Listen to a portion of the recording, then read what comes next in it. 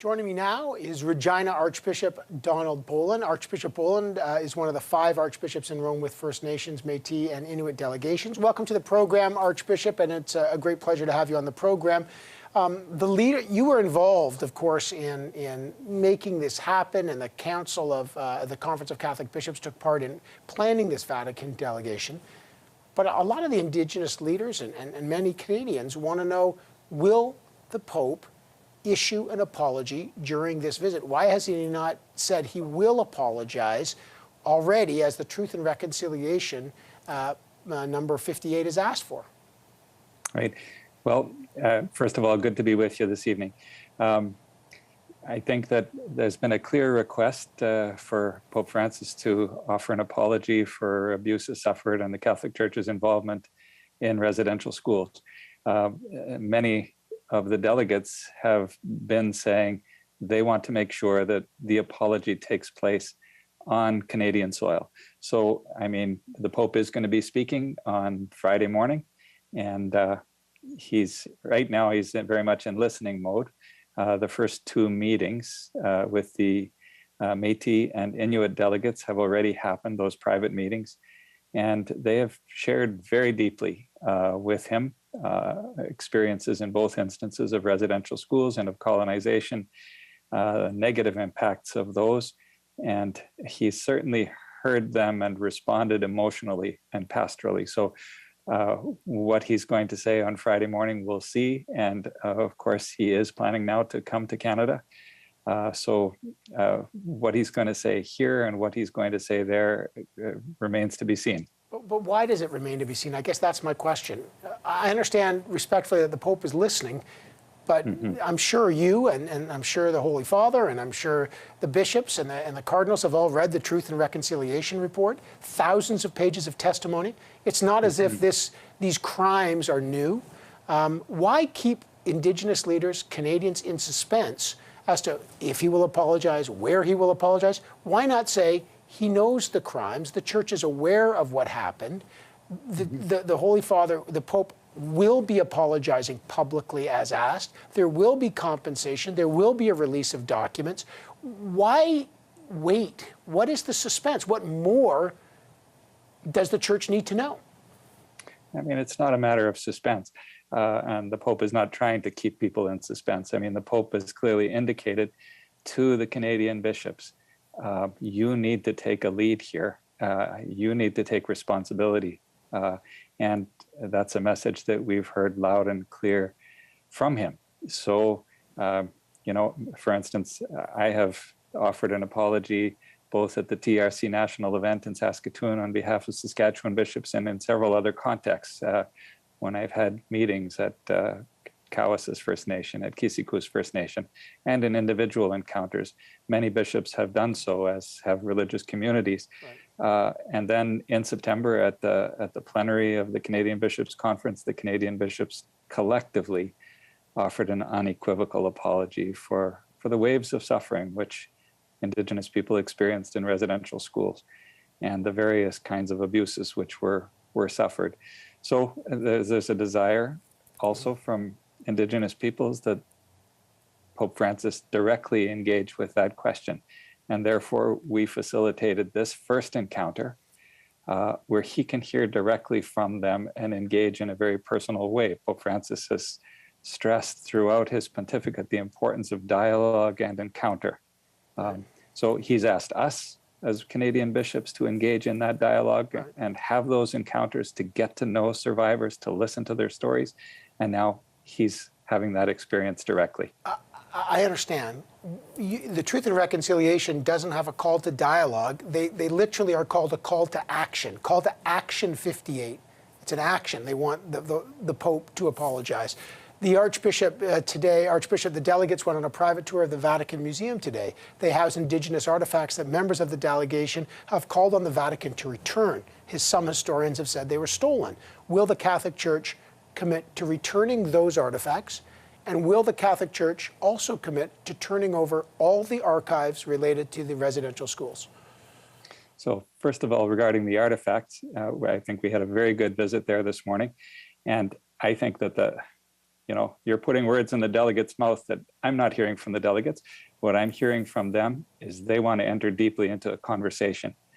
If you speak to the president of the ITK, he wants to enter into dialogue about what happens with those artifacts. If you speak to President Cassidy Caron from the MNC, right? She wants to learn more. They want to hear what's there. They want to hear the history of how it got there. And then they want to have a conversation and a discernment about what to do. I take issue a little bit with the notion that calls to action aren't a call to dialogue.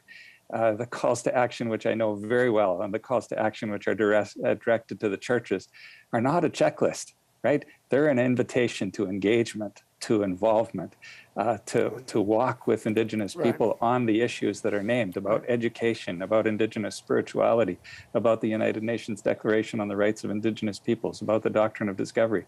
And that's what we've been trying to do in the Archdiocese of Regina. We take those very seriously. We set up a TRC commission with Indigenous people involved. So, in terms of... Can I just say one, archives, Archbishop, if I may, and respectfully, I know you think I'm putting words into the delegate's mouth. I'm going to quote you the words of the very people who met with the Pope. Métis National Council President Cassidy Caron told CTV News, what they, the Catholic Church, needs now to recognize, they hold things of ours that tell our story. These are our priceless cultural works, and they do need to come home. Being minutes back from that trip, my first reaction is I'm disappointed. We did not make any progress there. They are still there for 3 more days until the general audience, and I have a number of meetings set up. Hopefully we can follow up with the director of the museum and start to carve out the pathway to identify our items, identify the people who are right to tell those stories, and bring those items home. Archbishop, they want those home. That's their words, not mine.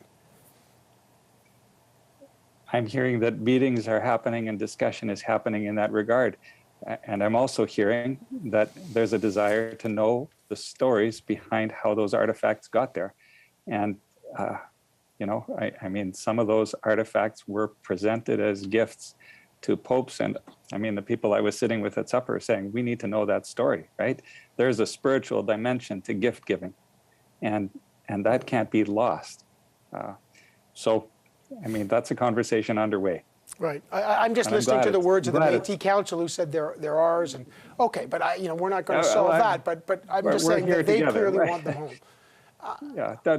Right. With all due respect, I mean, take 2 lines from an interview, or take a process where we're walking together to try to address those issues. I mean, here we're having those conversations. It's good that we're having those conversations. I don't know if I'm taking her out of context. I'm simply repeating it. Now, there's a pressing question of compensation. In 2016, Christian churches and the federal government signed a landmark settlement with survivors of residential institution. The Catholic Church promises totaled $79 million, but the Catholic Church came up very short, as you know, out of even the $25 million settlement, less than $4 million. Now there's a $30 million fundraiser to support reconciliation initiatives. The Globe and Mail reported last year that in Canada, the Catholic Church assets alone in 2019 were valued at $4.1 billion. Why does the Catholic Church need a fundraiser for $30 million? Why can't, at least after failing to live up to its obligations for the $25 million before, just come up with $30 million and at least begin a compensation process? I mean, when that Globe and Mail article came out, I mean, I thought, I wonder how much value they put on the Regina assets, where we have 144 churches, the majority of which are in small communities, which may be insured for a particular value, but when those communities close, we often end up giving them away because they have no market value. They are valuable buildings. Most of our property, most of the value of churches, of dioceses, is in the assets of buildings, which, right, I mean, that's a bit of a misguiding number. What we're trying to do, and we're taking very seriously, is to make a financial commitment. It's not necessarily a fundraiser. There are various ways in which funds are being committed to this process of truth and reconciliation. So I can tell you what we're doing in the Archdiocese of Regina. Every diocese or eparchy is handling it separately. We have an internet campaign where people are able to make a gift. We had a pew collection, but we also looked at assets that we have or funds that we have that we could make available to prioritize the work of truth and reconciliation. There are things that are not included in the $2 million commitment that we've made, where, you know, we've returned some land to Cowessess First Nation, where the church associated with the Maryvale Residential School was located. We've returned a little piece of land to Kisiku's First Nation, right next to where the St. Philip's Residential School was located. We're trying to walk together and trying to show that commitment in whatever way we can, including financial support, as Call to Action 61 clearly lays out, which is really a signpost for us.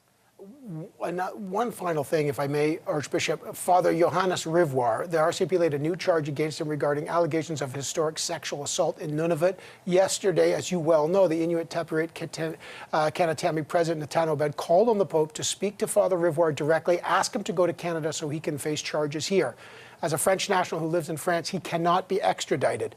Will Pope Francis intervene and have Father Rivoire sent back to Canada to face the charges where the alleged crimes took place?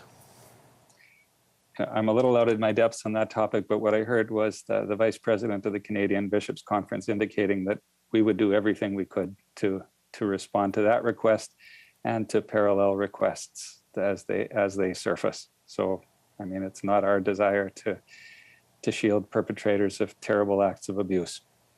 Okay, Archbishop Donald Bolen, I appreciate you taking the time today. Thank you, sir. Thank you.